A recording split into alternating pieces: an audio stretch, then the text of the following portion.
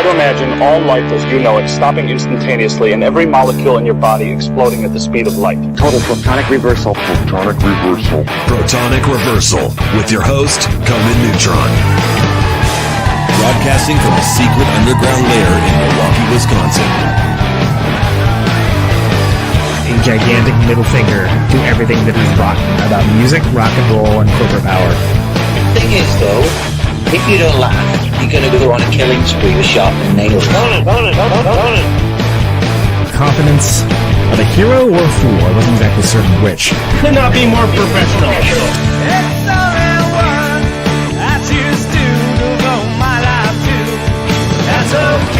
It means something. It means something.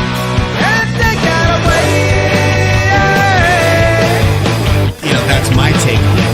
What's yours? Protonic reversal.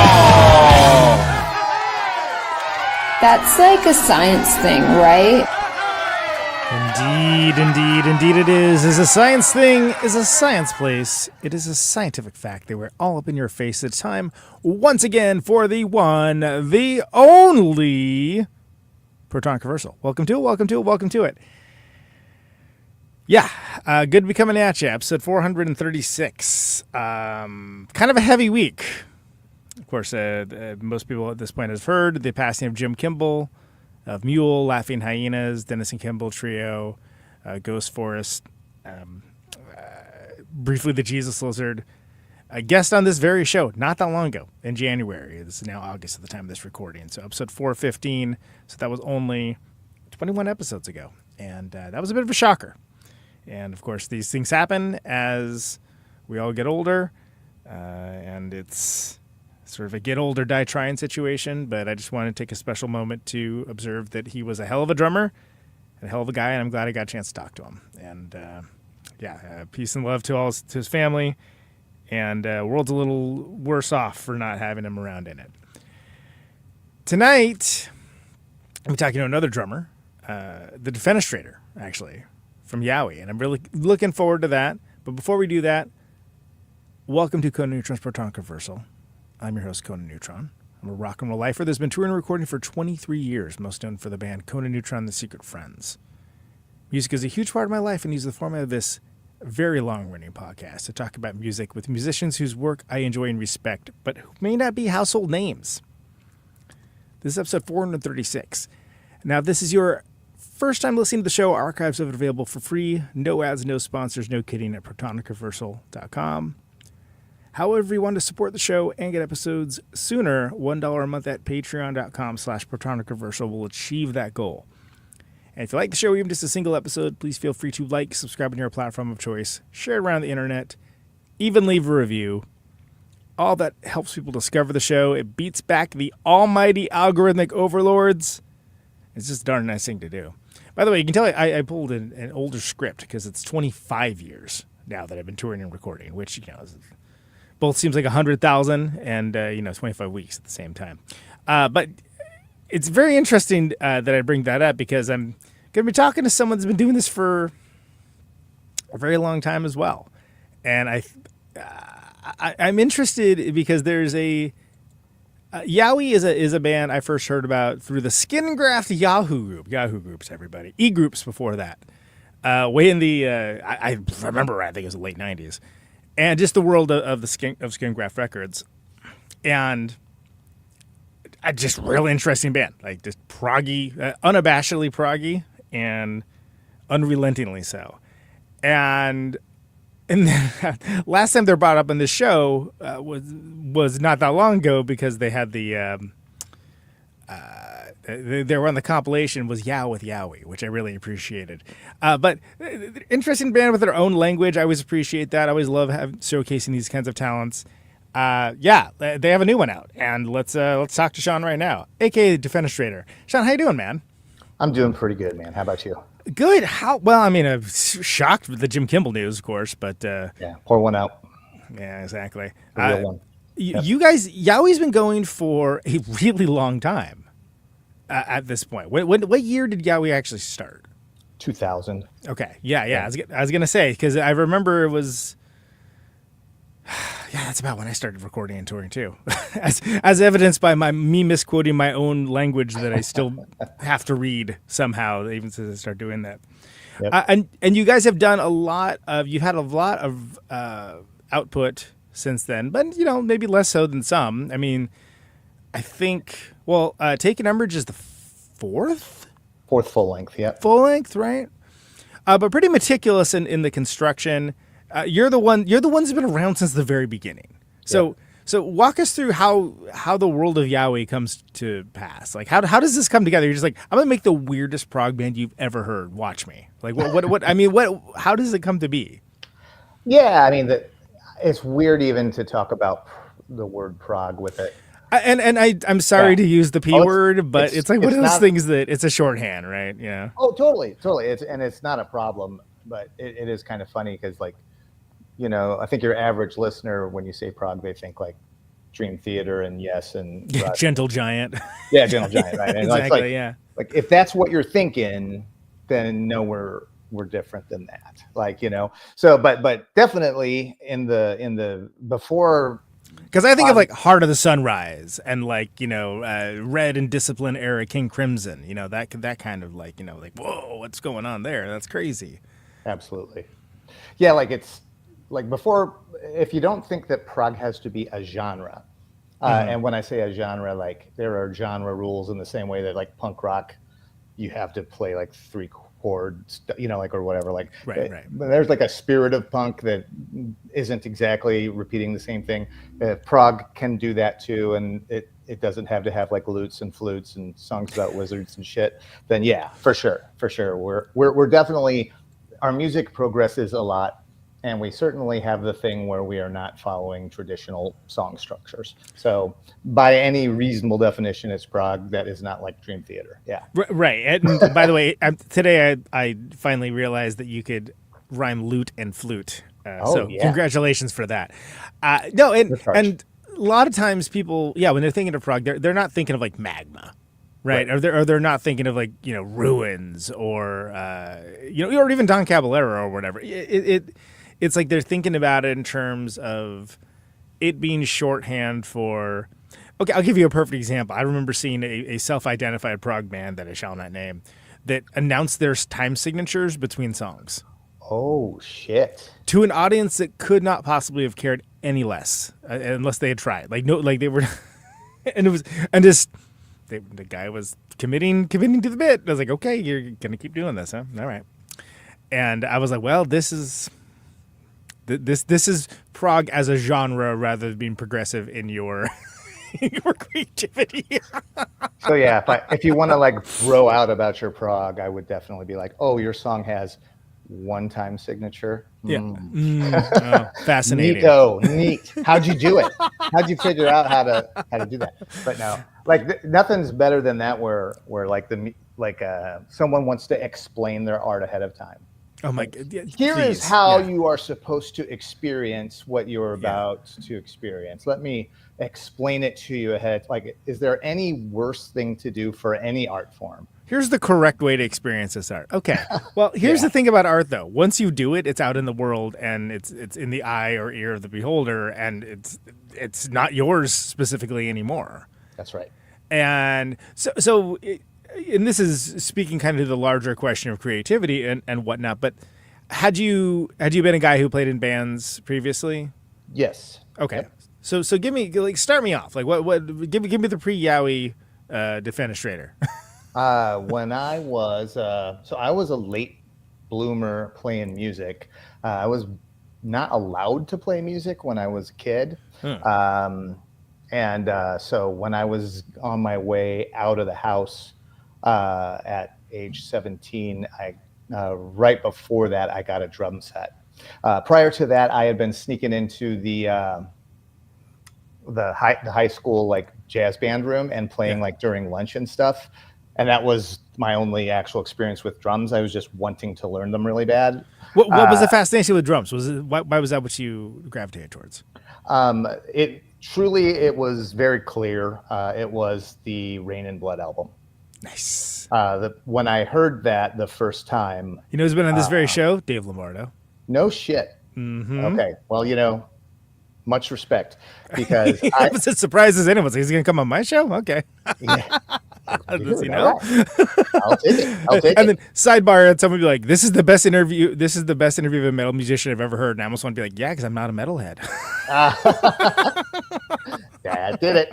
He was badass, by the way. I love that dude, and I love his whole approach to everything. And definitely, he appreciated that I'm into the more out there stuff big time, because I think most of the interviews he does, all they want to do is talk about Slayer. And hey, of course, you know, one of the one of the most like statement of intent bands of all time. Yeah, I mean, sorry, you've made global repercussions and basically invented a genre. Yeah. Anyway, Lombardo, you like Rain and Blood, right? Who doesn't? Who amongst us? When I was a kid, yeah. When I was, Yeah. well, I mean, I still do. I still, you know, that album has like a place in my heart forever, I think. Yeah. But like I hadn't been gravitating toward an instrument. I've been like kind of curious about maybe trying to make some kind of music. But when I sat and listened to that album, at the time it was on cassette. It was a copied cassette that my friend made, and I went to, like, at lunch in high school. I went and listened to it on the cassette player in the library with headphones on, and I like couldn't move the whole time. Just like my Right, it's because it's transfixing, right? Because Yeah. you're just like, oh my, well, it's like a wave coming at you or something, right? whole time, and the album just like it doesn't stop. It just grabs you and it shakes you around for like a half an hour. And like as I was listening to it, it was like there's a lot of cool stuff happening here, but I felt like the thing that like made me hypnotized by it and totally engrossed in it was the drums, and like how the drums pushed that album. No offense to any of the other players, but nobody listens to Slayer for the bass. Okay. Maybe they do. I mean, no, it's a good point, right? Because arguably they wouldn't have been the band they were if they didn't have such a drum forward presence, because that's just, you didn't hear that, period. Right. You know, say what you will about like the other, the other sort of auteurs of that genre or whatnot. There was nobody pushing it like that. And again, it led to, thousands of imitators, most of them soulless and terrible. But there is, I could see where that would be like, oh, wow, what's this all about? What are these things making this noise? you know? and having the power. It wasn't even that it was metal specifically. It was just like the power to like, to engross you like that. So I was like, okay, well, I want to like see if I can ever produce anything that is half-assed as engrossing as that. Like that was really a thing. And so so I just started sneaking in the jazz band room and like playing, during lunch and shit. And eventually I like did it so much that the jazz band teacher was like, "Do you want to be in jazz band? Do you want to be in this class instead of just wandering in, and sneaking in on the slide?" Yeah. I said, okay, I guess, And by that point, I was like a junior. So all the other kids like had been in it for a long time. So he's like, okay, well, you're the drummer now. Here's here's the music for this song. And I was like, I don't know how to read music, man. Yeah. And he's like, well, and so to this guy's credit, his music teacher, he was super awesome. He was like, okay, well, I was like, I think I can just learn it by like memorizing it. He was like, I don't think so. I was like, well, try it. And so he's like, okay, here's a recording. Take it home. This is the song. And if you can memorize the songs, you don't have to read it, I'll let you still be in jazz band. And I'll let you slide on the exams where you're supposed to do sight reading. And he did. Right. And I did it. And then ever since then, I've still been like, I don't want to learn to read music. And I still don't know how to fucking learn. I have still never learned to read music. Sure. And so that's and I think that's something that's an impediment for a lot of people towards musical training, is that there is if not an outright requirement, certainly a peer pressure and pressure from above that you have to read music to be a serious musician, which is like, okay, do you though? Yeah, I actually completely disagree with that. But it's coming from that world of that's the theory world. That's like, these are the rules. This is these are the things that you do. And, a lot of those kinds of folks are not going to be the kind of people that even acknowledge exceptions, or if they are, they're just going to kind of grunt and like, look away rather than... And so like I want to break the rules, right? And if that means that my music is outsider art or like not officially accepted, thank you, great, right? Good, yeah. So were you so in the world of jazz band, you're getting exposed to jazz composition. So you the things that are playing with the form that are doing something different that's not strict, verse chorus verse 4/4 pop sensibility pop songs. Is that something that is that kind of spark your imagination a little bit, or is it too far freeform? Honestly, I think most of it was just like me learning to make my limbs, operate in a drumish fashion. Sure. Yeah. Like I do like really some jazz and still listen to some jazz, but that experience was more about this is the only way that I can play the drums. And he'll let me stay here and practice and stuff. And then I got to the point where there's a music store at the mall by my house. And I made friends with the guy at the music store, and he would let me go in and practice in the summer and stuff when nobody was on the set lesson. So I just kept trying to play the drums without having drums for a really long time. That's really hard to do, man. That's kind of exceptional that you're able to do that, because that's the usually the largest impediment for people wanting to learn the instrument is they take up a lot of space and they're very loud. And they're very expensive. It's usually there's a cost element to it. Absolutely. And all of those things, that's very real. And it's something that if you have it, I guess if you want it enough, you just find a dude at the music store that lets you bang away on it when no one else is there. Great. That's awesome. He's like, I don't give a shit. I'm like, you're the man. Thank you. Yeah. You need folks like that in your life, right? Yeah, but so if I didn't have those two guys, this music teacher and this guy at the music store, I probably would have never done it. I probably wouldn't have been able to. Them being cool in that way allowed me to pursue this thing I've been now doing my whole life. Yeah. So and that's awesome. So when does it change from you to sort of playing for the sake of playing, or to being kind of okay, I want to play with other people, but not like how it is in these classes? How does that change? So I was playing pinball and in Jennings, Missouri, where I grew up, and a guy came in that had a battle vest, with band names and stuff on it, and I just said something to him about one of the bands, and turned out he played guitar, and I was like, hey man, I want to play the drums. Let's get together, and we played our first show 8 days later. Wow, that's a quick turnover. It sucks, I'm sure, but well, I was gonna say, it's everyone has a first show, right? Everyone has a first show. So that was his first show, my first show. He's played a million shows since then. He's a local legend in St. Louis. His name's Brian Fleshoot. He's been in a million bands here, and we're still very good friends and hang out all the time. Yep. So do you get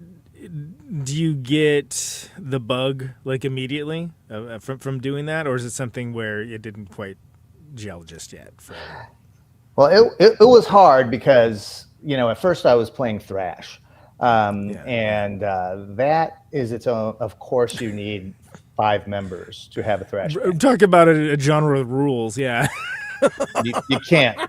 There's not a trombone player in it either, right? It is definitely a rhythm guitar and lead guitar and bass and an independent singer almost 100% of the time. Almost all that. That's again a sidebar real quick. That's one of the things that I really appreciate about that Anvil documentary is them rocking all those shows where it's just the two of them and they're just shredding. And it's like, oh, this is great. If I didn't have any frame of reference, I would just be like, who's this band? They're badass. I think that is my favorite music documentary. That was I quite like it, and some people found it to be sad. I was like, really? I kind of found it to be uplifting. Then again, I'm still touring and recording, so of course I feel that way, right? Yeah. It's like, it seems like a good show to me. They're playing in a cavern. There's a goat or something around.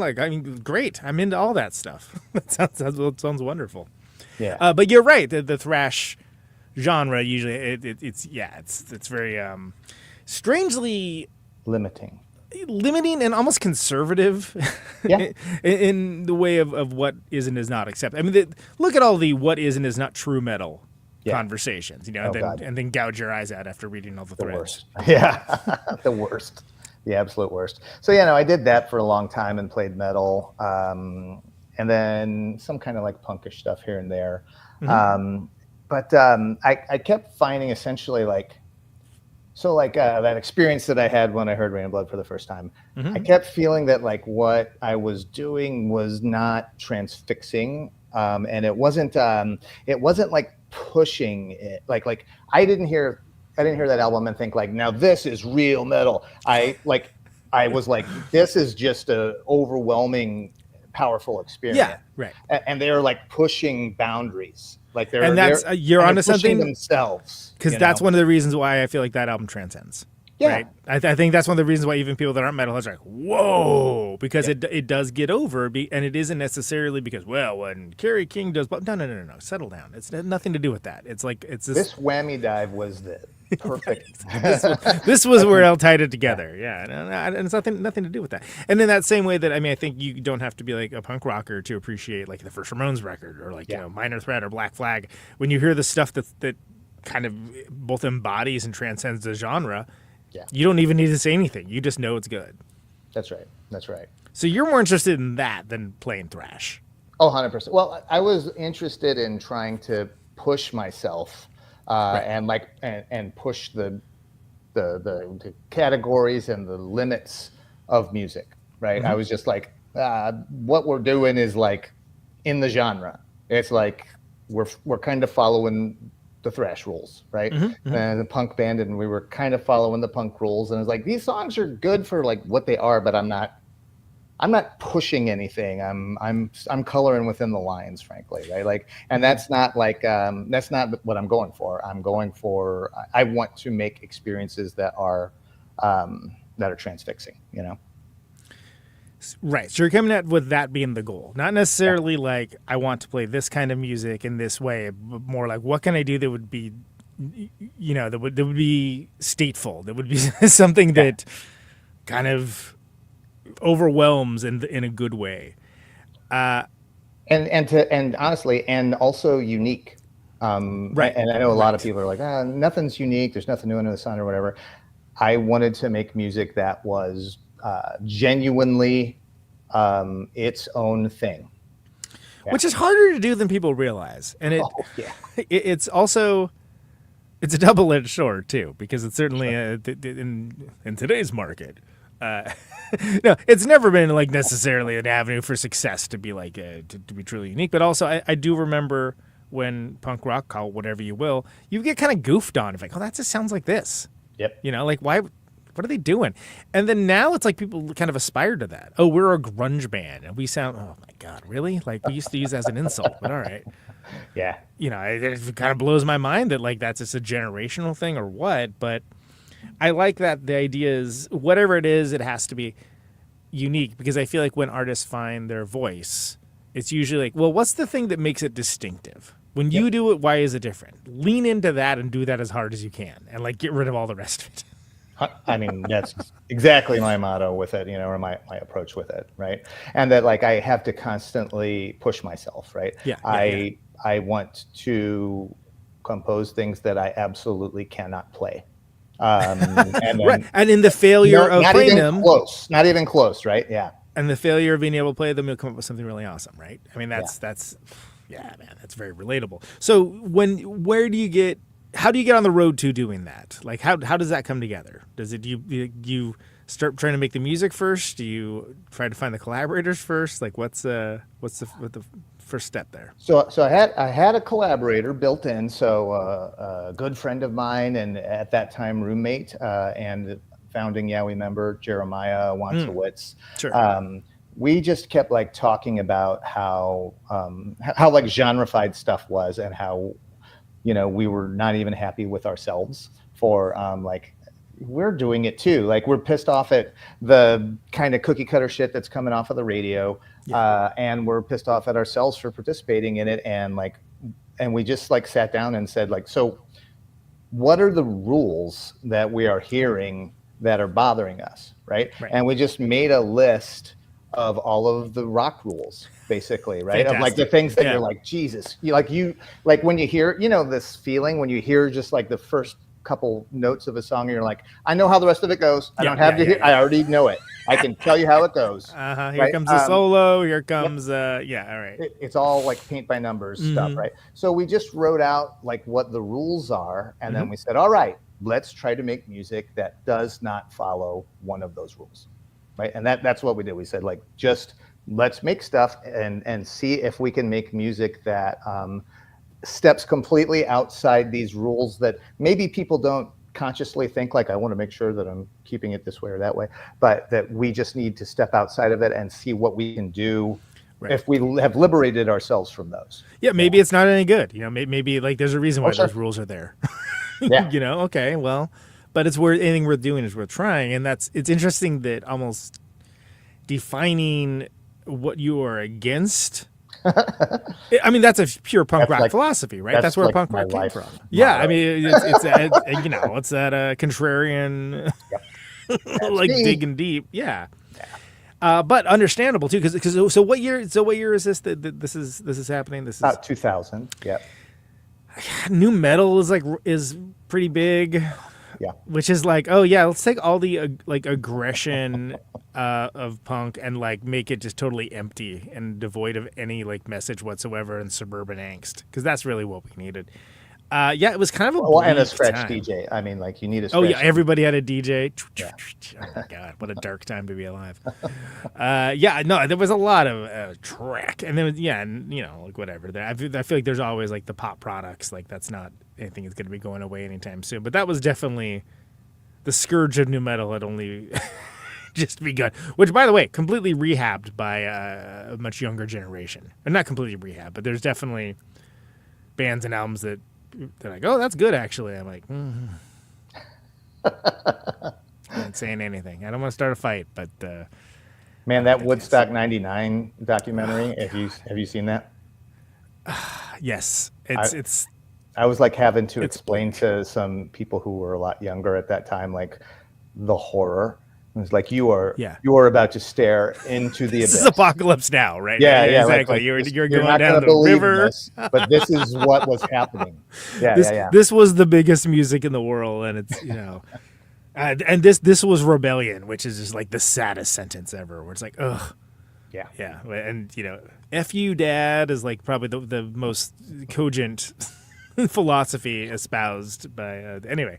New metal, terrible. So this is the world but what I'm bringing this up is that's the world that you're coming up in. These are the kind of bands that are popular. They're being played in like suburban cars and still terrestrial radio at this point. Yep. This is what culturally people are exposed to, if not necessarily actively engaging with. So there's a lot of there's aggressive music, but it's to the world at large that are not musicians, that's how they're going to be experiencing it. That's what they know it from. Again, good place to start because it gives you plenty to rebel against. Oh, for sure. Yeah. and so we started just like trying to put things together, just saying, these are the 10 commandments. Thou shalt not, do this and this and this. And like, you can do whatever outside of not breaking these commandments. Right. Right. Sure. And so like, and then let's see what happens. And I would say for the first several years, I don't even think it was maybe correct to call us a band. I think that maybe we were more like performance art for a while.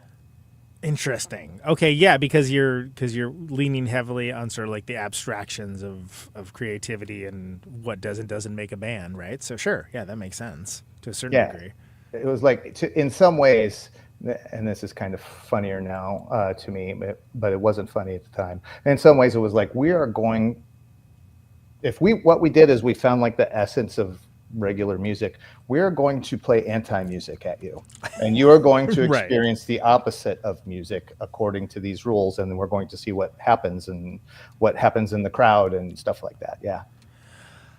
But there also was around that time period, and as a reaction to a lot of what's happening in the pop world, like a rediscovery of things like no wave and more quote unquote free music and your Glenn Brancas of the world and so on and so on. Like there was like some appetite for that amongst niches, especially in bigger cities where you have the freedom to do that kind of thing. And so I feel like it wasn't like outside, like it wasn't that you were the only people thinking that or doing that. But did you feel that approach was by being just in direct opposition to something? Like, did it just not end up being very fulfilling at first, or was it something where just evolved? Well, it evolved because it went from being like strictly contrarian Right. to being I was trying to like, think of that. Thank you. yeah, no worries. It went from being like, just I'm sick of this bullshit. Here's a bunch of stuff to like, wait, there's something I can really do with this, and I am creating something that I like that actually does not obey these rules, and I like where this is going. And then it like there was just like a kind of a vein that we kept finding, where it's like I just like some of the things that we're doing with this. And so it turned into writing within a kind of particular style. And so like, the truth is a lot of groups of musicians could get together and say, hey, we're not going to do those 10 things or whatever. And they would have a completely different sound, a completely different band than what we came up with. Right. But what we came up with kind of turned into its own thing, I think is fair to say. And how is it something where you're thinking as a performance first thing rather than recording? Like what? Because the first, I want to say the first time that I kind of became aware of you guys I think was this. It was a CDR with Point Line Plane with Nate's band. Yeah. And I want to say that was like 2004 or something along those lines. Sounds about right. And I didn't know you guys, but I knew Point Line Plane. And so I was like, oh, yeah, what's this other band? I was like, oh, wow, this is wild. This is actually, these bands don't really sound like each other, but this is like a good match, like vibe-wise, it actually works, even though they don't sound. We played a show like with them one time, yeah. They were great. I actually, I think that band deserved a little better than they got, like most bands, frankly. But but Nate's done pretty well for himself. Oh, sure. They've all gone on other things. The MySpace days, wow. Jeez. Jeez. And you said you were on the Yahoo Skin Graft Yahoo group. I thought Yahoo Answers. Yes, yeah. exactly. Yeah, Yahoo Answers. Oh man, yeah. So when do you know you have something special, first of all? And then when do you think, hey, maybe we should record some of this stuff? So I think I really was not very excited about recording, and I continue to stand by. Recording for me is like the absolute worst experience. Because you haven't had many records for a band being that long lived. Yeah, that's not because I loathe recording so much that I keep putting it off. But I do loathe recording so much that would make sense. Yeah. What's the rationale behind this? Is it just something where because then it's captured and then it's in a cage, or is it? No, it's more like to me it's more like there's just a bunch of things that you have to pay attention to when you're recording that you shouldn't pay attention to when you're playing live, and diverting my attention to those details. It feels like a little artificial to me, frankly. Like it just feels like I'm having to do this because I know that the microphone in the studio is not going to like this thing, right? So I'm going to have to like approach it this way so that it doesn't turn into a big clusterfuck. But live, I am like liberated, and I can kind of express the song the way that I fully want to without having to like. I feel like a lot of times with recording, I kind of have to pull punches a little bit to get it to work recording wise, because the music is very busy. There's a lot of shit going on. And if if it's a little too noisy during some of those, like the composition will then not come across. So it's important to me to make the recording good so that you can tell what's going on. Like literally you can discern all of the different parts happening. But I just don't like the artificiality of having to play it that way to get that effect. I'd much rather just have it happen live. Yeah. Yeah, and you guys have sort of built a rep for, being a live band. Like, hey, you should come see it. Like, it's, you don't necessarily, is it going to be your thing or not? I don't know, but it's going to be something you're going to remember. It's going to, and perfect. Awesome. And that's something that there's something to be said for that, because then that's something that people can engage with, and then I think you can get away with that for like a long time. But at some people are like, hey, am I going to be able to hear any of these songs not at your show? Like there's something. Yeah, at a certain point, it gets kind of weird not to. Right? Is it kind of where I'm driving at? Oh, sure. And if I remember right, well, I think the CDR, which I actually have right over there, by the way. Oh wow. I think that's cryptoology, right? I think that's basically the record, the first record. Yeah. So, tell me about recording that, and especially even more so because you have said that it's not your favorite thing to record. Like, was that a good experience, or was that something that? No. God, Okay. no. Okay. There's never been a good recording experience with me. Wow. Okay. For me, or probably with me. Yeah. All right. I mean, candor. Okay. Well, like I'm like kind of like a ball of nerves, and like, well, so here, part of the thing, right? So when we recorded it, we thought we were recording a demo, and so I was in graduate school. Jeremiah worked at like a sheltered workshop for people with developmental disabilities, and so did Jim, our guitarist at the time. So we were dirt ass poor. I mean, I made $8,000 a year in graduate school, and that's what I lived off of. So like we paid $390 to go in and record a demo in one day, basically, right? They let Jim come back the next day for free to do some overdubs. But like we basically just said, we're going to go in and record all 7 of these songs in one day because that's how much money we have. And so it was super stressful, you know. And then of course you've got the stuff where like the other thing that I hate about it is like I practice a lot to get ready to record. And then I go to the studio and everything sounds different. Like this is not really the environment I've been doing this in. And it's very distracting. And even somehow the air is different. I assume they like have fancy shit so that it's, you know, humidified or something. Everything feels like super different. So I hate that. Anyway, we recorded it in a day. We recorded it in a day and put it together incredibly. So we weren't sure what we were going to do with it. And then we ended up playing a show with a couple great bands, one from Chicago, Cheer Accident, whom you know. You've had those guys around a couple times. I've had Tim on twice. Love Cheer Accident. I didn't love Tim's internet connection on the last episode, but that's neither here nor there. Peace and love in my heart. Genuine freaks, and I mean that as a compliment. Love them. Absolutely. So we were playing with Cheer Accident and a local group called the Conformists. Another band I love. Really? Awesome. I'm familiar with all lineups of Conformists. No shit. I have crashed at the same house as those guys. Yeah, I love Conformists. They're great. Oh, that's awesome. Have you heard the new 3-piece? Oh, okay. Well, let me amend my statement. All but the most recent. Oh, wow. Okay. I've not heard it. No. Is that what they're doing right now? I mean, I never. That's what they're doing right now. I mean, I saw them do a show. We actually played a show with them where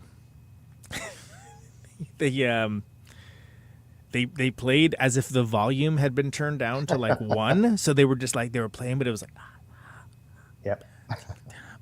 Except for the last song, which then turned into a Black Sabbath song. And it was like cranked up. Yeah. And I was like, wow. I was like, these guys. No, I like the Conformists. They're again good genuine freaks. Love them to death. Really nice fellas. Great band. Very stunningly smart and creative. I'm all for that.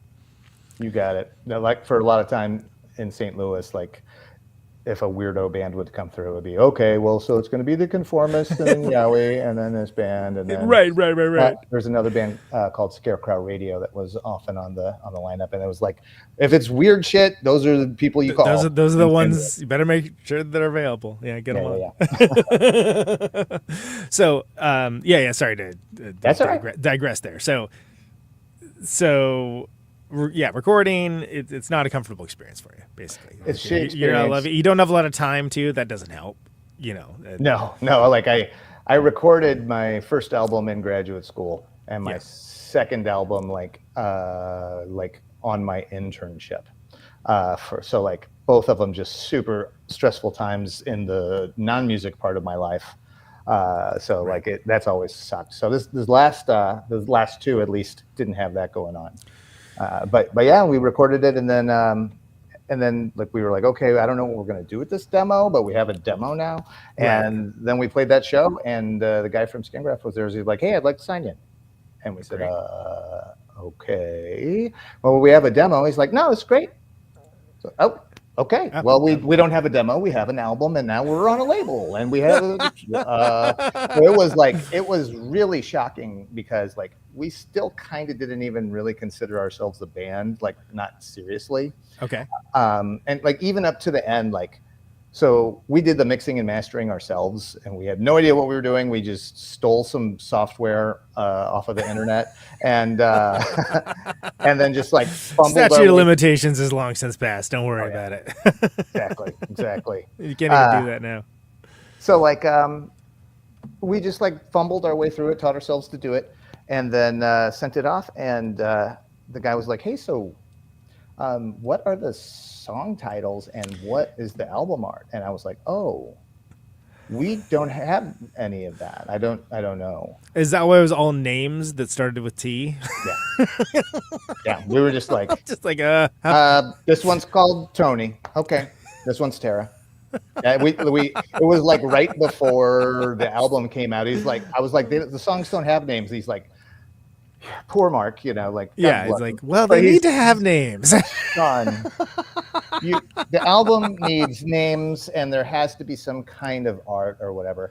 And so, like, I was like, okay, and I like literally I scribbled with crayon on like a napkin, and I sent it to him. I'm like, here you go. And I wasn't trying to be a dick. I just I was like, we're not artists, and we haven't thought about that. We've been thinking about this other part of it this whole time. He's like, let me just take care of this part for you. I was like, okay, cool. But yeah, how great to be working with Mark. Well, and Rob was really deep in the mix too. Absolutely. At that time, that a label that had a design aesthetic, and then the art is sorted, like, and it's good, and it like fits like with all the rest of the universe of bands. So yeah, I mean, you could do a lot worse than have that be.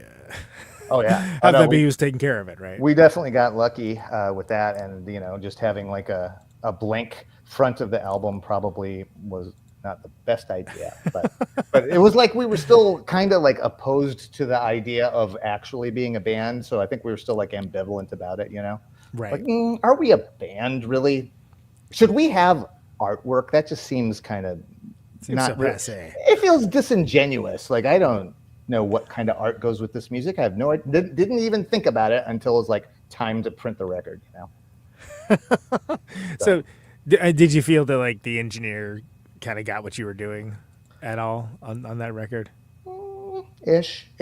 I mean, it was we got our $390 worth. I'll say that. Yeah, you get what you pay for. Sure. Yeah, absolutely. He did what he could do in one day, recording a Yowie album. Yeah. A Yowie demo. It wasn't even. That was promoted later as a record. Yeah. So so congratulations. Here's your record. Now your band is like assigned to a label.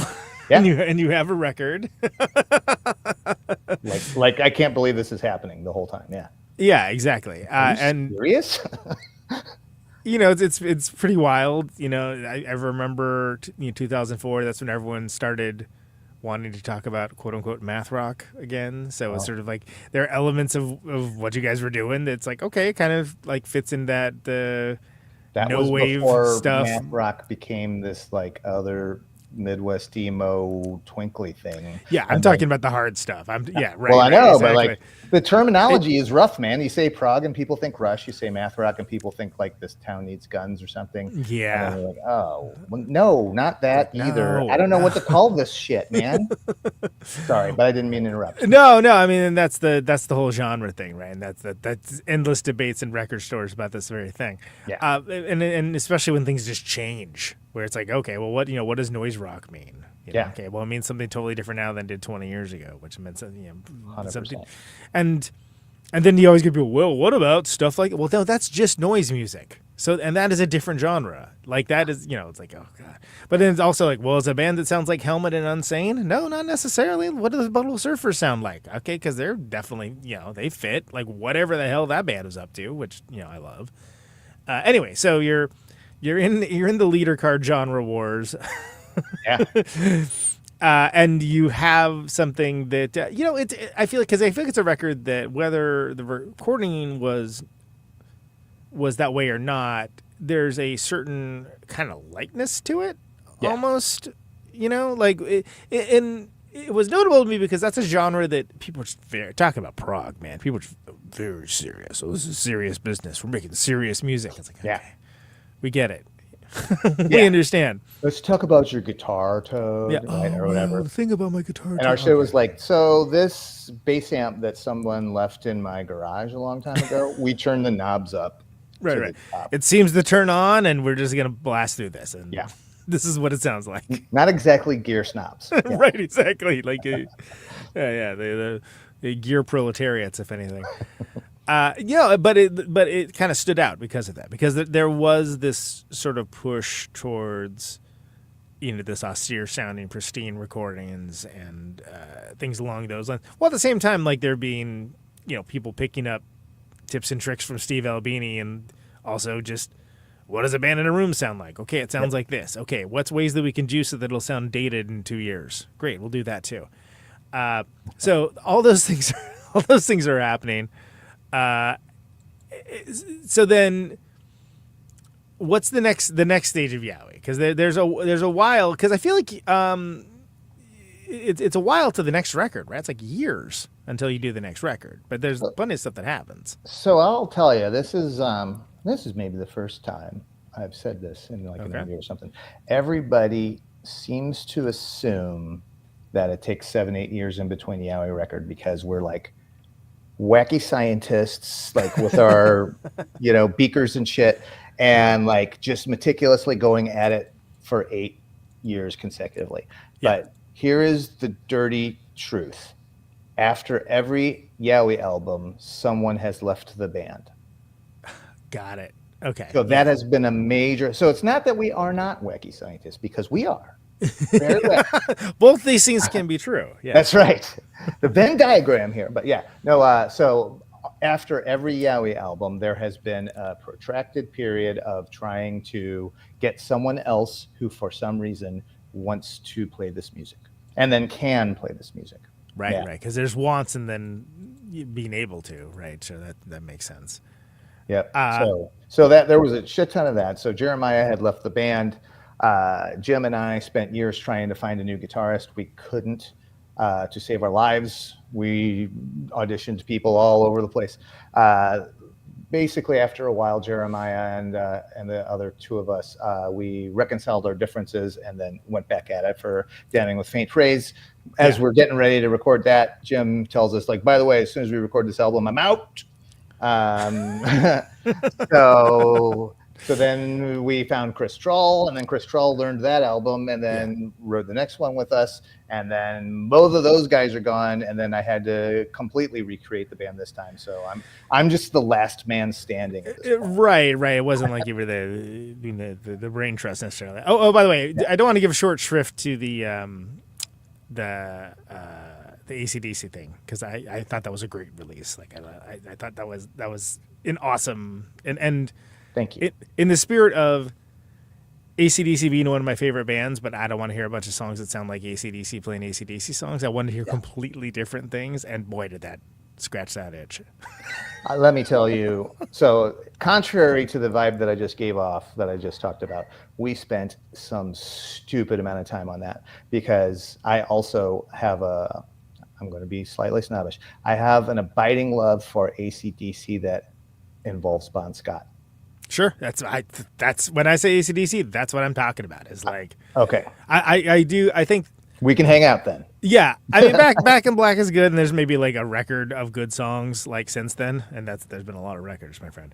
But no, when I would listen to AC/DC, I'm listening to the Bon Scott era. That's my stuff. Power Ridge, especially, like Live Wire, like that's my deal. And so it was hard for me to pick a non-Bon Scott song, but the other two guys were like, we need something that has like a little more exciting shit happening. And the guitar in particular, and I was like, well, I kind of get that.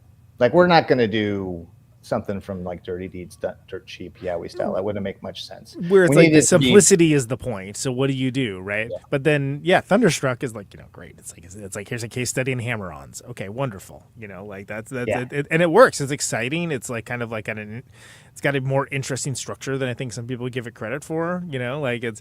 And of course, you guys just go hog wild on it. Yeah, and we made it our mission that we were going to stay true to it, in that there would not be anything that we added that isn't in the song. We just wanted to distort and pervert each element of the song some way, right.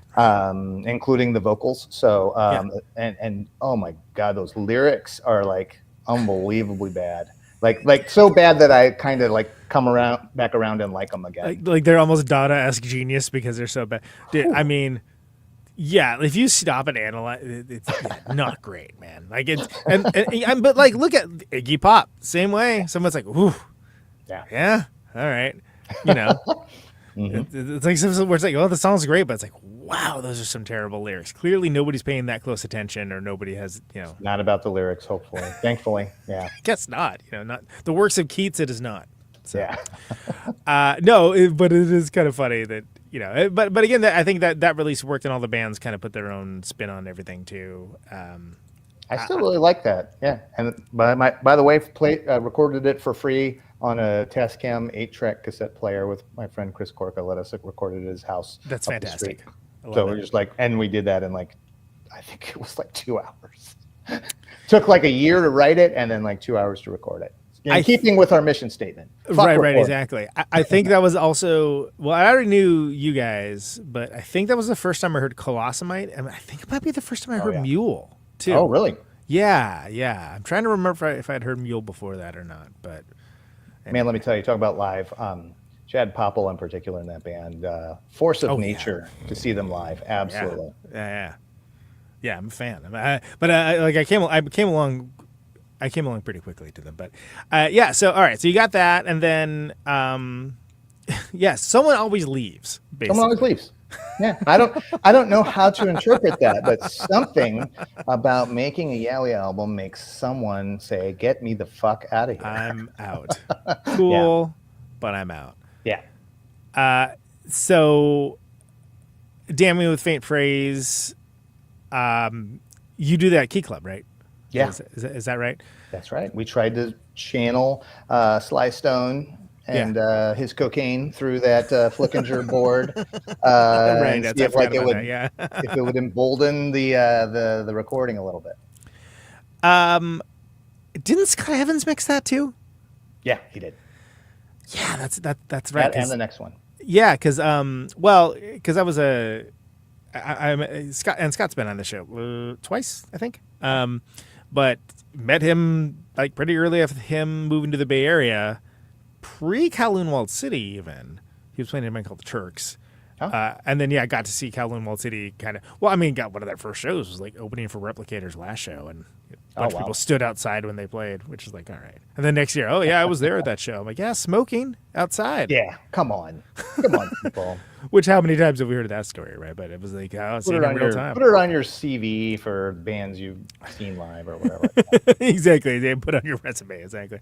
But it occurred to me like really early on, I was like, this guy's got a really good head for mixing, and not even just like in that genre. It's like, no, he's just got a good head for it, like very, very in a very talented way. But you did you enjoy recording that one at all? Oh, fuck no. Are you kidding me? No. No shit, no, man. Part of it is like, okay, well, Jim's going to record this and then, take off. So what are we going to do with this, right? Yeah. And there was like a whole thing. The future of the band is like, well, what now? Yeah. Like, thanks for dropping that out. Like, could you have just told us right after we recorded? So like that was a whole kind of like a bummer.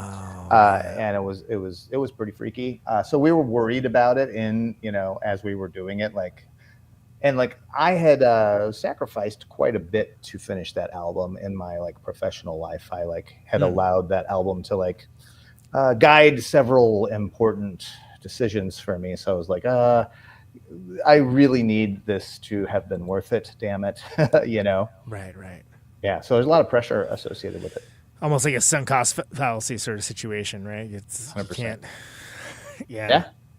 But no, it worked out okay. I think the album. I feel like that album does not get the credit it's due. It's usually when people who like this band usually list it as last what they like.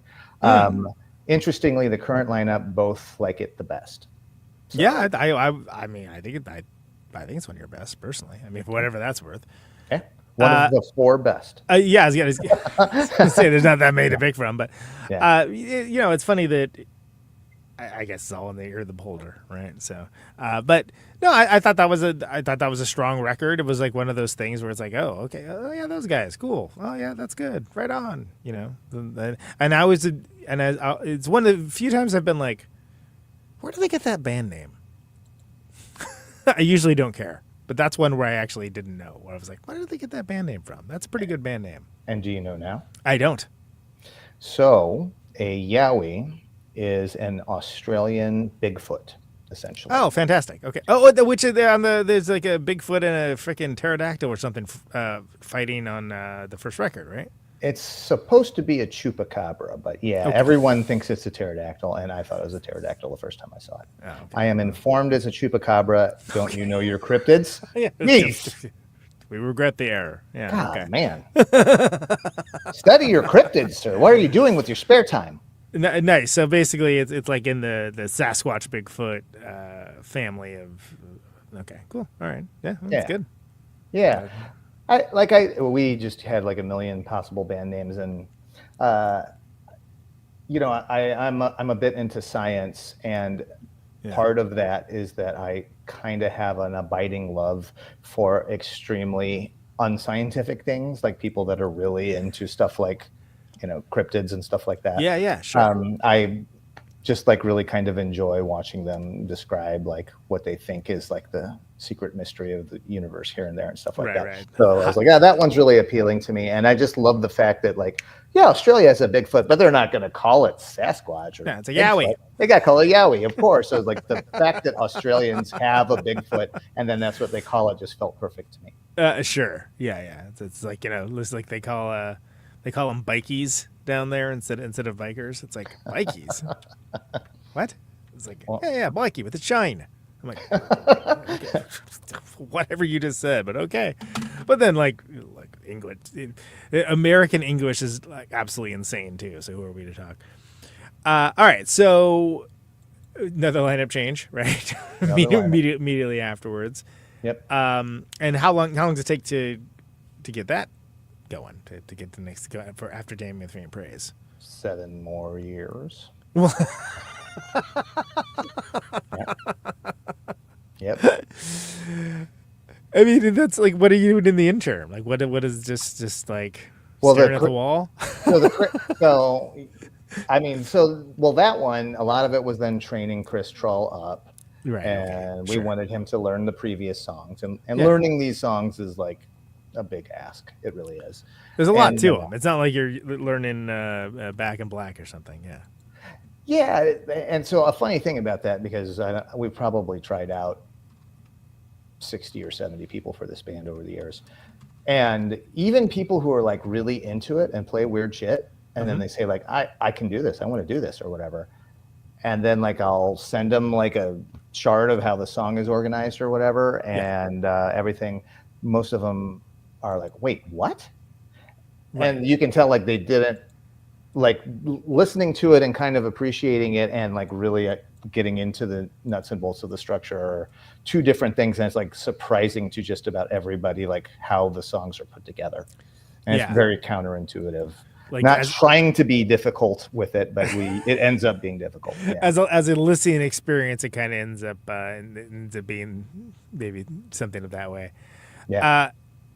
Now Chris played in Granulana, Yes. right, with Darren, which is notable because Blake was literally just on the show last week. Yeah. So that's actually going on the general feed, I think, pretty much when we're done talking.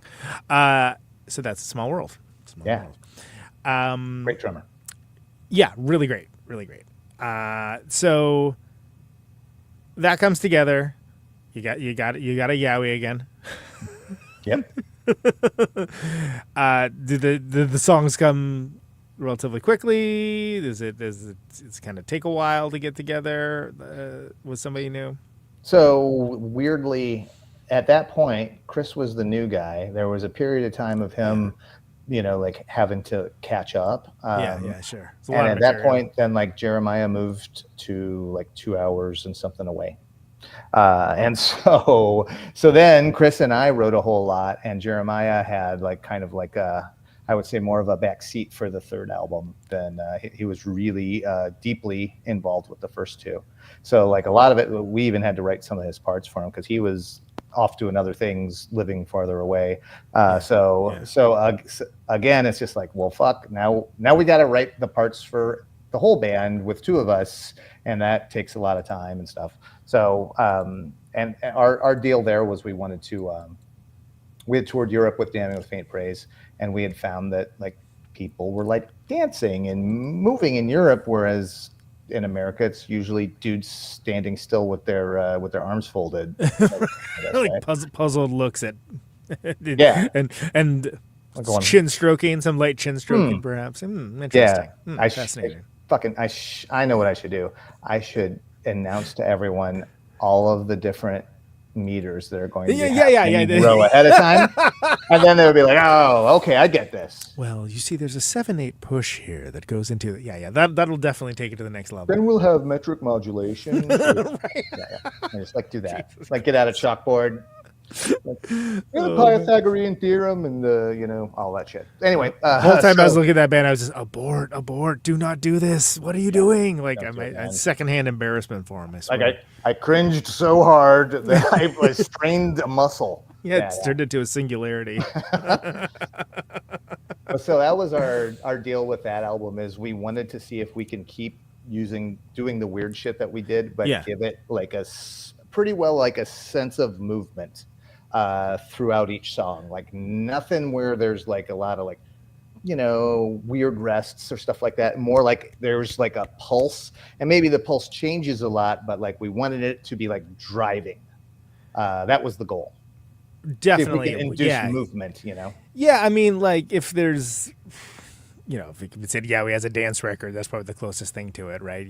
Like although it'd be very specific kind of dancing, I suppose. But not a bad way. It's just very specific. I remember there's a lot of I believe caffeine was invoked in some reviews, which I was like, okay, sure, I don't know.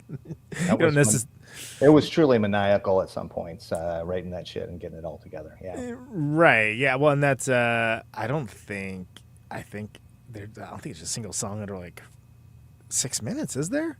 There's or at least 5 minutes. I mean, everything's at least 5 minutes. Yeah, it's like a 30-minute album with 5 songs. Yep. And something they don't tell you when you're starting off the recording too is the longer the song, the more likely you will not get it in one take. Yeah. Oh, you're gonna fuck it up for sure. Absolutely for sure. And the worst is when it's like you get through like it's like the last 30 seconds or something. It's like, oh, come on. Yeah. So close. Yeah, we recorded that in 2 days for some fucking reason. I guess because we're poor. Or not I was luckily not poor anymore by that point, but not everybody in the band was. So yeah, this last one we just recorded is the only one that we were able to take our time with. Right. And we'll get that in a second, but just before we so synchro mysticism. I think that's a strong entry. I think too. I think that there's a lot happening with that one. I feel like you were getting more refined for what you wanted out of recording, even if it wasn't necessarily something on the inside. But like it kind of like I feel like there was at least goals other than just like there it is. And that was notable, and I think it made for more. It made for a more repeat listenability beyond just a barrage, so to speak. Oh yeah, and I'll tell you the recording studio we did a local here, a place called Sawhorse. That place was amazing. Yeah, in fact, I think the engineer is probably gets credit for the album because I think he might have stopped us from assaulting each other at one point in the studio. Wow, that's So like for real, he was just like, hold on, guys, I can fix this. We can do this. We can get through this or whatever. It was dense. Like even like up to the day of the recording, we weren't 100% sure that all three of us were going to be there. We had like a contingency plan It was wow. rough. It was like super stressful. Yep. So what happens? So what happens after that record? Why don't I like recording? That's a good Yeah, I was gonna say it sounds like it's every trauma. time it's fucking unbelievable. It sounds like the This Baton band Death March. cannot, this band can't do anything easy. Like whenever I'm like, okay, here would be a reasonable timeline for this thing I'm going to do with it. I'm going to double that because shit always goes wrong, right?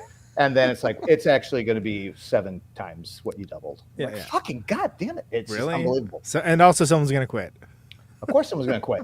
Why would you not quit, right? So like, so now we toured Europe with that one. It went great. It seemed like people really liked it. And then like, we really started to pick up a following. We were starting to play shows here where it was like completely packed and stuff. So it's time to fucking quit. Obviously, that's when you quit the band. Oh, I'm sorry. Positive reinforcement? Yeah, I'm out of here. Oh, sorry. No. Yeah, fuck that. How dare you? So, first of all, how dare you? Secondly, I'm gone. So I don't even know what to do with it, right? So then that was about 8 years ago. Right. Yeah, and so then I feel like it's somehow easier when or stakeless when it's like, oh, we're just doing this for our own sake and like the 5 people who care about it. But when you get something that's more long lived and there are kind of stakes on the outside where people like, no, people actually care and people are interested in hearing it, it's all the more frustrating. Like, well, we can't do it right now. That is a thing we cannot do. Yeah, 100%. So what's that process like? How long does that take to fill Yowie back out again? I mean, like it's. So I'll tell you a thing about me is that I'm not big into tech. Okay. Not much of a tech. I it's not that I like can't use it or whatever. I just find it alienating. Yeah. As an example, I explained this to somebody yesterday. I have never had a cell phone. Right, which I believe I said, good for you. Yeah. when you said that. I'm not, but like I'm just kind of not into it, right? Like Mike Watt calls them leashes, and honestly, I think the man's got a point. Absolutely. No, anytime somebody tells me like, you know what, my phone got dropped in the toilet and it didn't work for 3 days, and those were like the best days of my life. Yeah. And I was like, holy shit, if only there was some way that you could extend that. But right. I wonder so close to getting it. Yeah. But so like so the thing about that is I'm just very much like in the room. Mm-hmm. Like we write these parts and it is a shit ton of tinkering. I mean, an obsessive amount of like, no, move this accent over here, try it again. And then, of course, like we can't play it. So we have to like make ourselves play something unnatural and then listen to it while we're playing it. And it becomes like a big long thing. Yeah. And so I could only find one person in St. Louis that could do this. Right. And he is absolutely great. His name's Travis Lewis. He recorded the thing that you mentioned earlier that somehow was not called David Yowie. Missed opportunity. Just totally I might have said. I think the ball on that. I talked about it when Nick was on because it had just come out around that time. Yeah. And I may have said something about that. I don't know what I said last week, let alone like 2 years ago, or 3 years ago, whatever it is. 3 days ago, 3 weeks ago, 3 lifetimes ago. Yeah. But that was kind of like I was like, oh yeah, David Yowie. Okay, sure. Together again for the first time, David Yowie. You got it. Portman to it. Bring it on. So yeah. So like we couldn't find another person because like to me it felt like the only way to write music was in the room talking through the stuff, right? And we couldn't find a third person. Yeah. And at the same time, I was working with Daniel Kennedy, who lives in Philadelphia, and we were trying to write stuff over the interwebs, the World Wide Web, I believe it's called. I've heard it. Yeah. And that was like literally like torture for me at times, and I'm sure much worse for him having to deal with me. Yeah. Because I'm like, I don't know how to I need to learn to record the drums, and then I need to and it feels super weird. Like, here's an email about the song. Dear sir, I hope this email finds Yeah. you well. Pursuant to our previous conversation on the third Sure. measure, Yeah. it's like super weird to write music that way to me, is like the opposite of what I'm used to. Yeah. And he, of course, is a very fabulously trained musician. And so he can sight reading and do all this stuff. And he has to like talk to my caveman ass. That's like, I have my own system of writing things down, which involves just strings of numbers and stuff that makes sense to me. And bless him, he like, instead of saying like, why don't you just learn to read music like a normal person, he's just like, okay, help me understand how I'll learn your hieroglyphs here. Yeah. He did, right? Cool. And he's like, Yeah, great. And so he started sending me stuff as like, you would notate it this way. This is what you would say it is. I'm like, oh, holy shit. Okay. But we tried forever. We played with some really great guitarists, but they just weren't quite the vibe, right? And so Jack Tickner, who plays in a band, he would call it Basil's Kite, not Basil's Kite, Basil's Kite. He's Australian accent, of course. He's absolutely phenomenal, but like, it did not occur to me that I could have Yowie involve someone who lives in a different, hemisphere of the planet and stuff, you know. I mean, 2 hours seem to be a problem, right? So this... Yeah. Like here to Philadelphia for Daniel is like an insurmountable issue, right? But we put it together, and like they, bless them, they like bore with me through all of the like pain of me like having to deal with the like format and process of writing music this way. Right. Yeah. Because it's just the way you write music. You're not thinking about I use these things to write. It's like, no, this is just how I do this, and and deconstructing that can be humbling sometimes. Oh, yeah. Absolutely. Where you're like, okay, so I'm the only person that does this way. Okay, good to know. But you have people that are willing to like learn the lingo, right? Which is great. And deal with my like process, which is weird. It's like, it is a very unusual process, and I'm like sort of like, it's like, it's my thing. Like earlier you were like, find the one thing that you do that's weird, and I'm like, lean that's into like, it. I maybe leaned in and fell over the side, tumbling down the stairs. Yeah, but like that, to me, it's kind of like, I probably can do it another way, but like I'm not even sure if that feels right to do it another way. Like even though it's like very tedious trying to do it that way, long distance, Yeah. Yep. Right. So when does it become less of a exchange of correspondence and more of a thing? Right. When does that snap?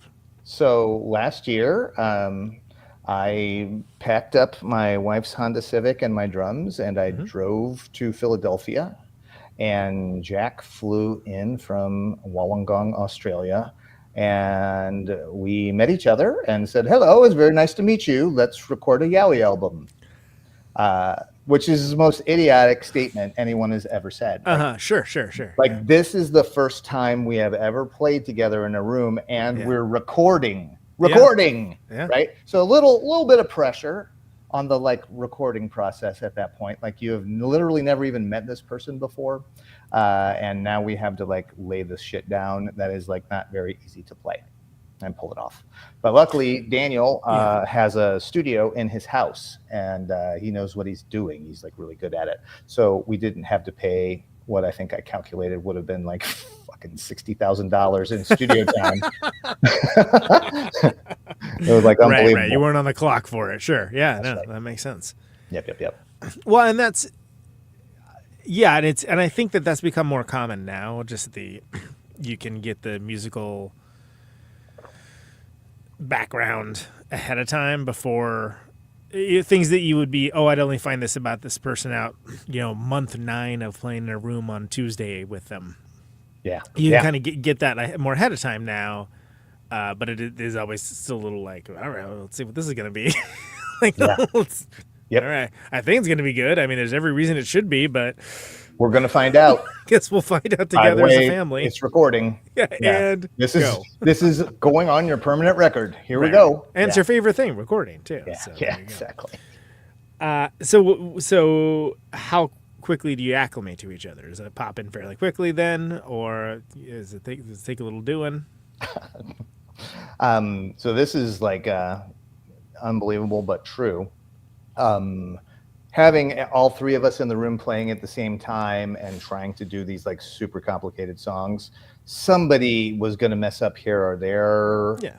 A lot at the beginning when we were getting used to it, and it was like super distracting because essentially with this music, like no one can mess up because like Right. it Like a high wire act almost, right? yeah, like the whole thing will. It's not like you're like, oh man, I'll just jump back on the one in the next bar. You know, like a lot of times not even playing in the same meter and stuff. Like if you fall Stuff's off, going in, going out. It's a whole thing. if you fall off the train, you're not gonna be able to hop back on the train, right? Yeah, So so we ended up at first saying, look, here's the deal. And so I don't remember how many now, but several of the songs I just recorded by myself. I was just like, okay, here's how this goes. And then I like played through the songs alone. Interesting. Okay. Which is, by the way, a terrible way to do things. It's a bold move. Yeah. But it like, we had all the stuff go in and we had some folks there that were going to help us like on the engineering side of things. And so we like had to get recording and we didn't have time at the moment to like sit and like practice for a while. We just had to get started recording. So the term we use for it is raw dogging. You just go in and you just record the song by yourself. Just raw dogging this one, hit record. I'm going to play through it. And so that is not how I would prefer to record either. So I'm hoping album 5 is going to be like my chill, you know, going and hanging out in the studio and coming up with some ideas, jamming things that you hear the old school 70s musicians did or something, right? Where it's right. Sure. We're all high and relaxed and just jamming, you know, and some magic happened. Yeah. Did you guys catch that on tape? Like that's what I'm going for album 5. For Yeah, sure. rather than this insane brief history of time when someone asks you what time it was. Exactly. Answer to everything. Well, okay, but it feels like as much of the construction process of it maybe was stressful. It seems like the results turned out pretty well, though, right? Oh yeah, 100%. Don't get me wrong. I like every final product that we have put out. Yeah. It's just the hell process. getting there. Yeah, just hell getting there. It seems like it's always like a little more unreasonable than last time is what it seems like. Like really? Somehow the ante has been upped since the last one? Yeah. And that one was pretty unreasonable. Did you hear that one? Yeah. So like if it's going to get more unreasonable then you have never played music with these people or met this man before. If it's going to get more unreasonable than that next time, I don't know what the hell that's going to be.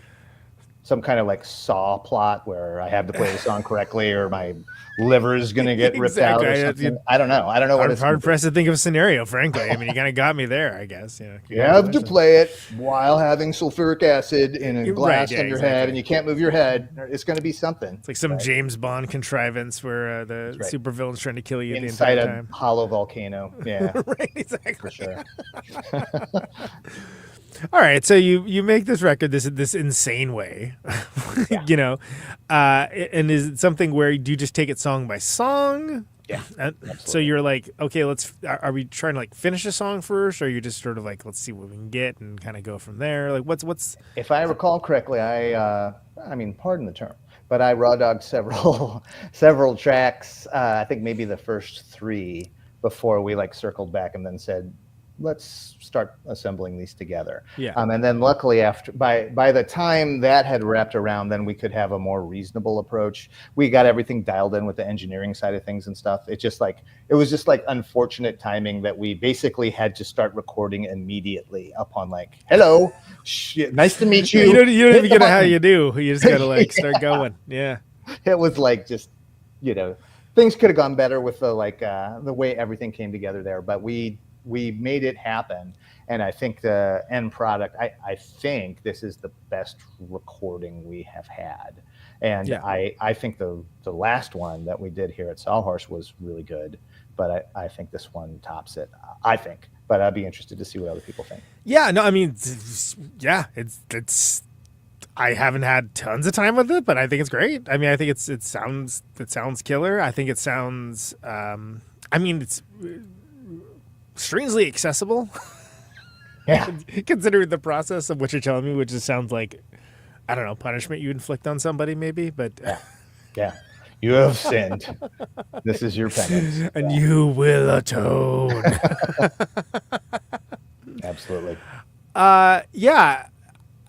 You know, it's interesting that there's been so many iterations of it, and there's been so many members, because I feel like there is definitely a through line to it, Yeah.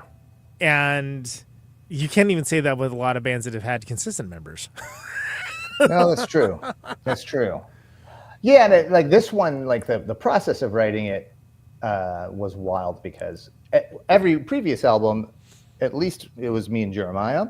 Yeah.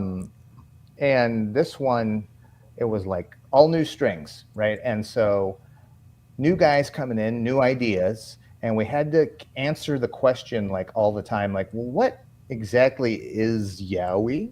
Like this idea that I just came up with, is it a Yowie idea? And we like kept having to say like, this is maybe a dumb conversation, but like, what can we do and still call it Yowie and with a straight face?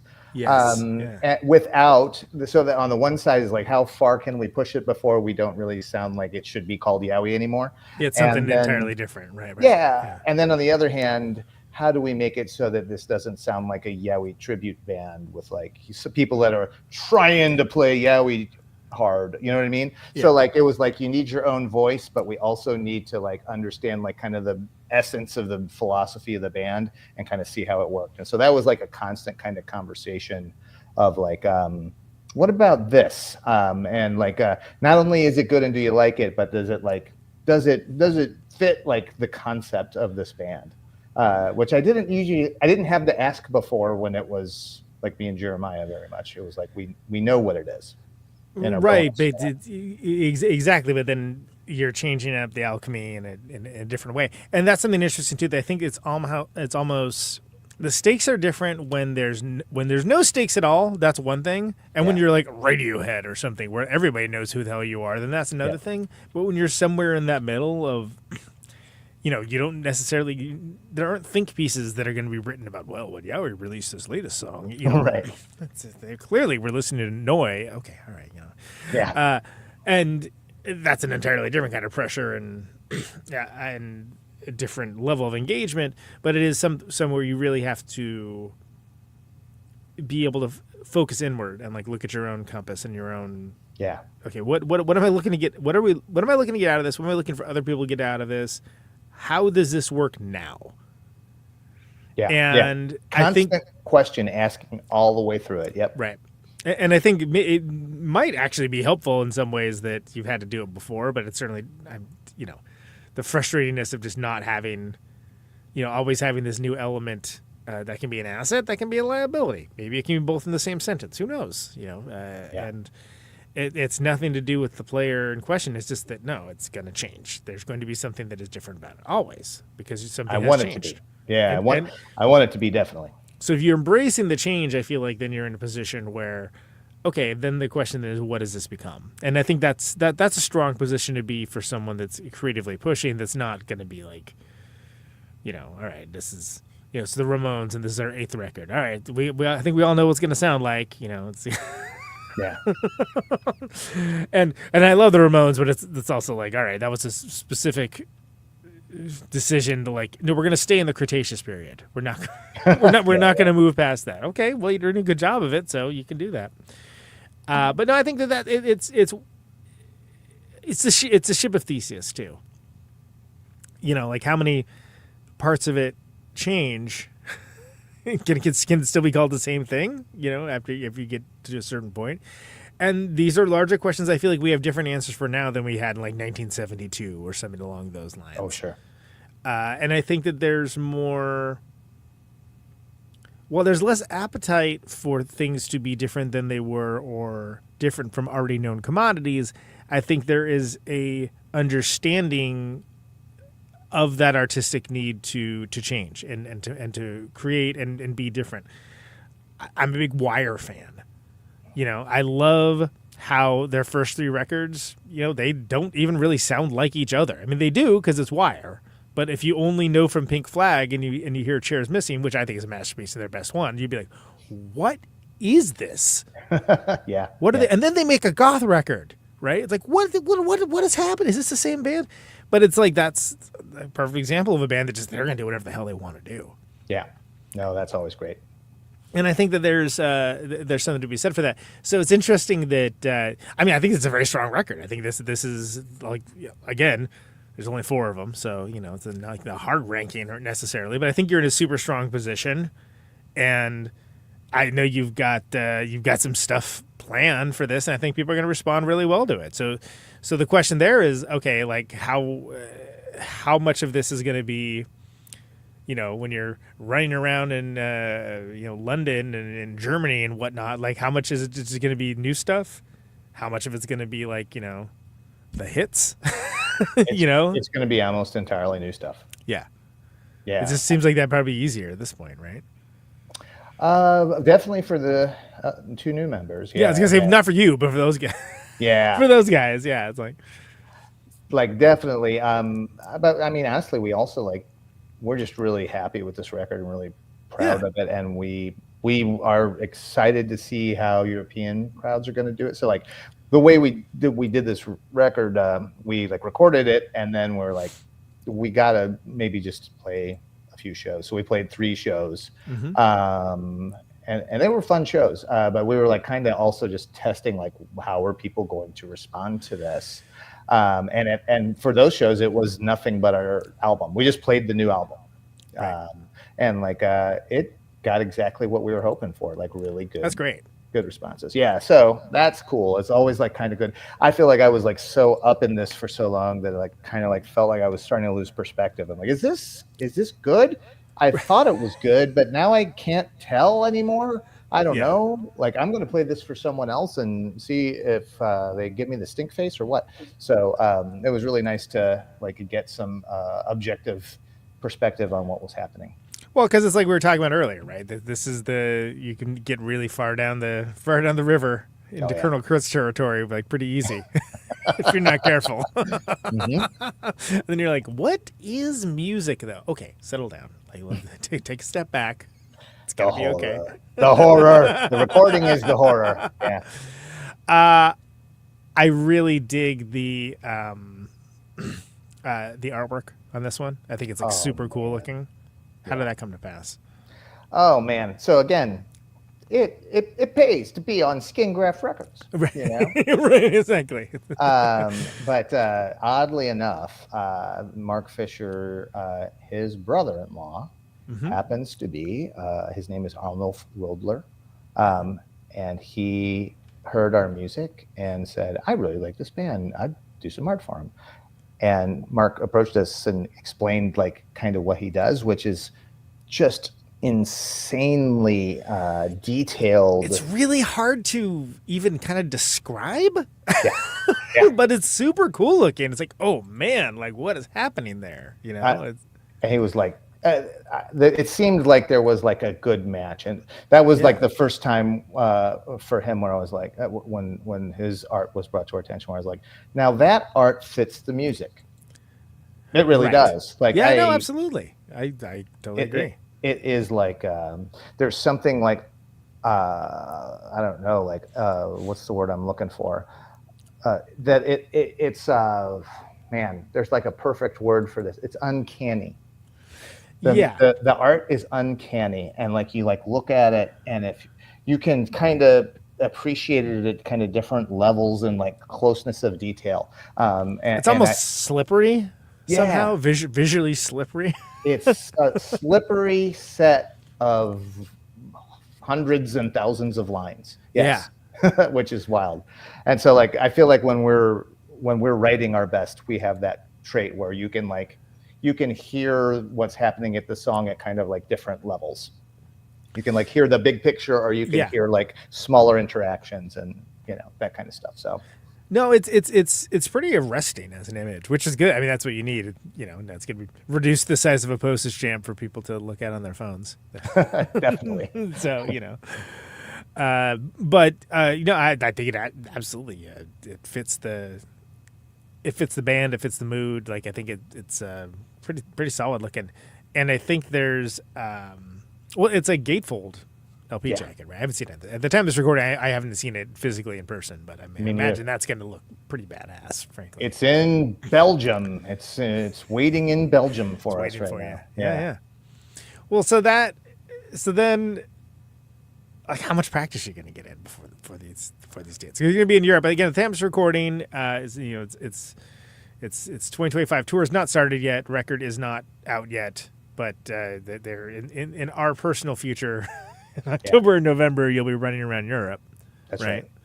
So I think for all of us, and especially me, I'm just going to be practicing, with the recording in the basement with headphones on and trying to make sure I don't mess up these counts and, do all that stuff.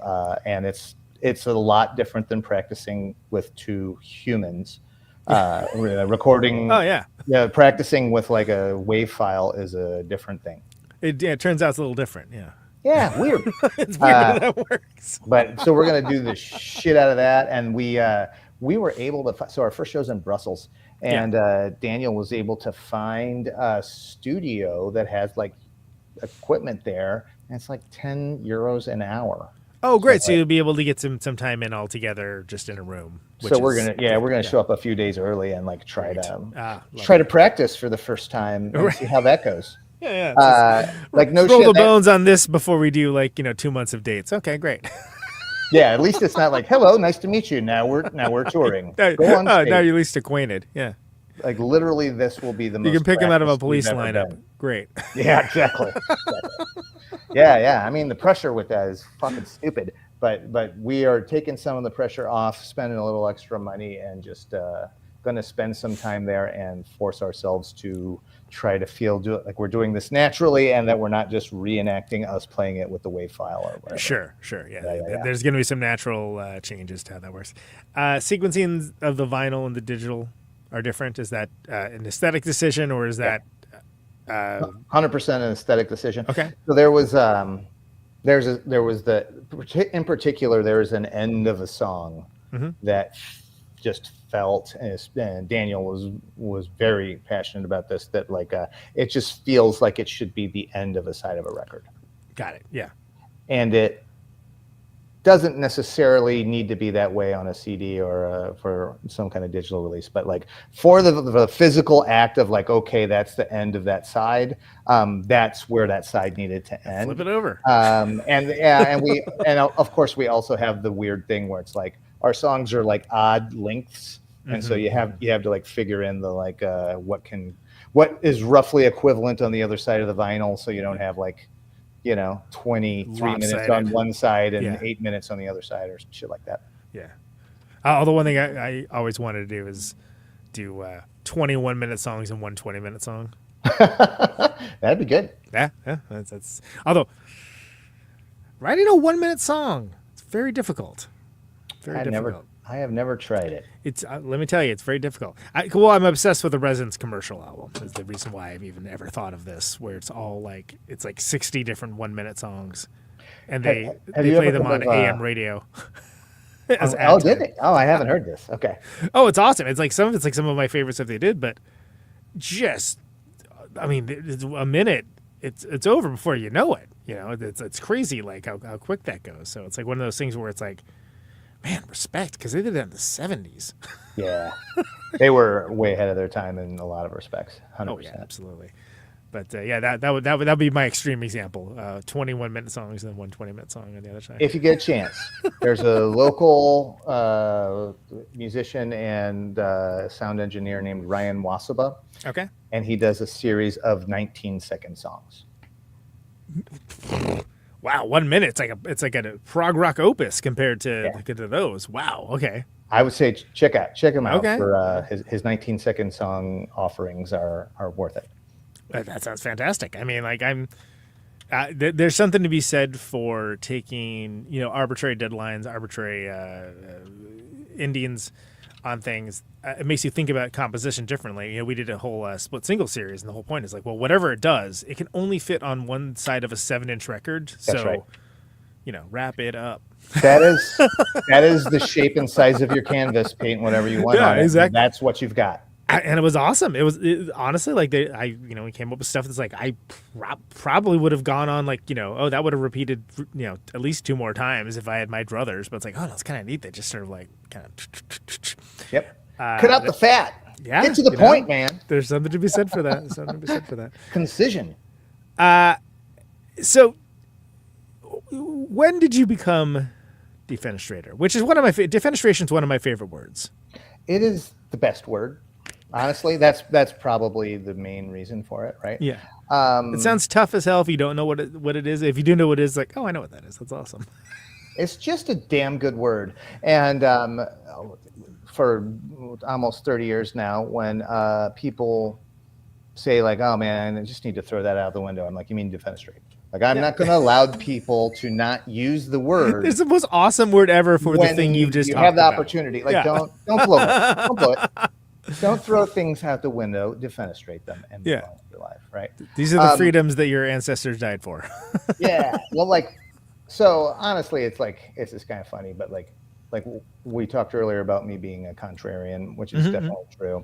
And I kind of like the idea of defenestration as nope, throwing convention out the window, throwing rules out the window, throwing a lot of shit out the window. And part of it was at the time, before Yowie was called Yowie, we had a much, much more offensive name that was supposed to be a joke, but anyway, at that time I was getting a degree in psychology, and I didn't want to necessarily have my professional name associated with that band name. Understood. It's part of it. And then we decided that wasn't a good band name anyway. It was like a funny joke for like 3 weeks or something, and then it was no longer and then funny. You're over it. Yeah. And it's time to move on. Yeah, that's good. You didn't get stuck with that then. That's yes. That's an important thing. So yeah, name of the record is Taking Umbrage, which is a favorite phrase. Yeah. Mine. I've been taking a lot of umbrage lately, I'll tell you that. Yeah. More than usual even. Yeah. I think it's great. There you got a whole grip of European tour dates coming up. Is there anything else that we didn't cover other than the record's going to be available at the time of this recording very soon, or already available depending if you're listening to it later. Yeah, October 3rd is when it comes out. I would say also part of the process for this was when we played those 3 shows, a bunch of people just recorded us video wise. And so I have spent the last several months trying to learn video editing and put some videos together. So that's exciting. Yeah, we didn't really have many of those before. They were just like somebody had a cell phone in the crowd or whatever most of the time. Sounds like directly from Satan's anus. Yeah, I know the feeling. Yeah, exactly. So this is actually good audio, and we just spliced together some half-ass edited videos. Okay, cool. So then be on the lookout for that. That's it. Well, and especially when it's like a brand new lineup of the band too. If you can't see it, that's exciting for people to see. And people are usually interested in I'm hearing this and I cannot tell what the fuck you are doing. What is that? What is that? Who is playing that? How are they playing that? So having it. Why are they playing that? Yeah, exactly. Having it recorded will solve many mysteries. Sure. Yeah.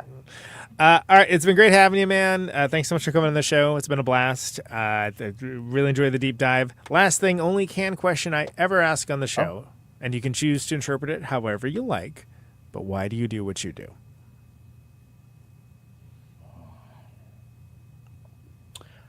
I think I do. I do what I do because I want to see what I can push aside and what I can use, what I can do to make something that is truly an act of creativity, as unbothered by social conditioning as I can do it. I want it to be a pure expression of something emotional and creative that is not a result of like some repetition that I've experienced in my life. I don't know. Is that an answer? That's kind of an answer. It's definitely an answer. All right, brother. Appreciate it. It's been awesome. Thank you so much. Safe travels. Take care out there. Have a good one. Bye-bye. There he goes. Shawn, better known as Defenestrator. Let's listen to one of the songs on the new record, Taking Umbrage. Again, record title of the year. Should have mentioned that to him. Oh, well. He knows. He knows. Let's listen to Grim Grabber. Sounds like this.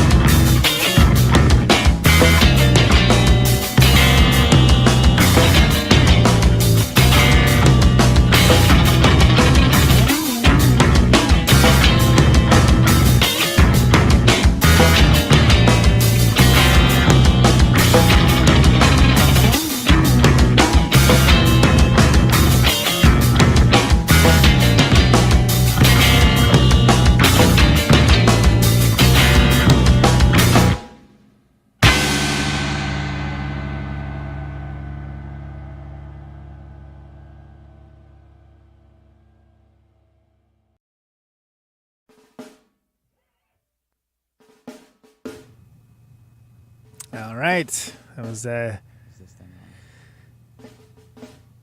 Defenestrator and the Fellows, Taking Umbrage, Yowie, Grim Grabber's name of that song. Grim Gribber. Not Grabber. Grim Grabber's what you use to grab the Grim Gribber. I don't know what I'm talking about. Hey, I would like to thank you once again for listening to this episode of Protonic Reversal. Thank you so much for listening to it. You can find the show airing Thursdays, 8 Eastern, 7 Central, 6 Mountain, 5 Pacific, streaming live on YouTube and Twitch. Podcasted later everywhere. No ads, no sponsors, no kidding. Always free. But if you like the show and you want to support it, $1 a month at patreon.com/Protonic Reversal gets you these advanced episodes, gets them to you quicker. And if you like to do that and you want to support the show, please do that. Join that up. Thanks, folks. Liking, subscribing to your platform of choice, sharing it around on the internet. Friends, enemies, frenemies, what have you. Even leave a review. All that helps people discover the show. That's just a darn nice thing to do, and I appreciate it. I really do. Coming up next week, Tom Flynn, Boner Records, Antler Family, Suboptics, Duh, Fang. Hell of a guy. Looking forward to that. A bunch of really cool stuff coming up. Can't speak about all of it. But know it is deeply appreciated, your continued listenership and engagement. I really appreciate it. I guess I can tell you, but some of the stuff's coming out. Nah, it'll be a surprise. There's a Jim Kimball in memoriam coming up. I haven't had time to do it yet, so stay tuned for that, but you can catch it in the archives if you want. Stay safe out there, people. Can you hear me now? Out on Route 128, you're dark and lonely. I got my radio on. Can you hear me now? Can you hear me now?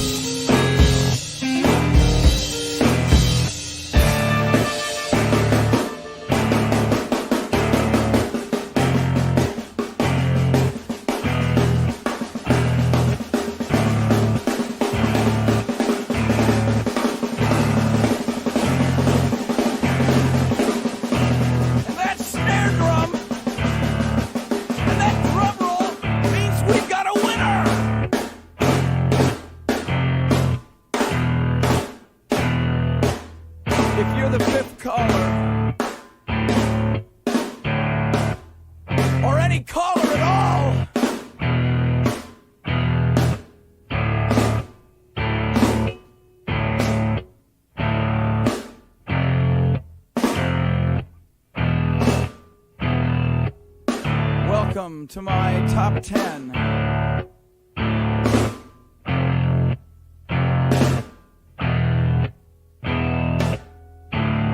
I'd like to thank our sponsor. But we haven't got a sponsor. Not if you were the last man on Earth. She was prepared to prove it. This one goes out to a special girl. But there is no special girl.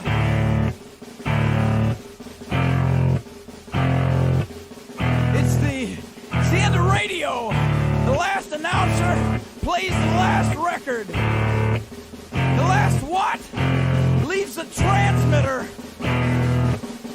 Circles the globe in search of a listener. Can you hear me now? Can you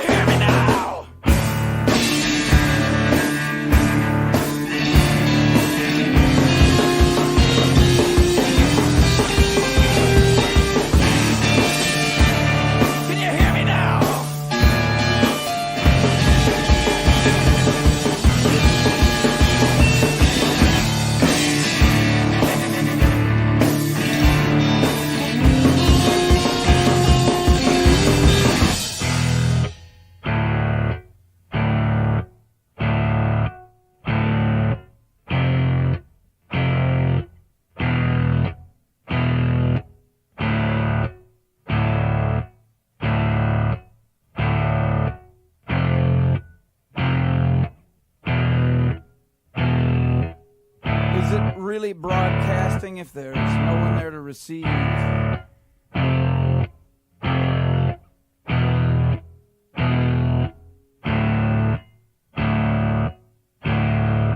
It's the end of radio. As we come to the close of our broadcast day,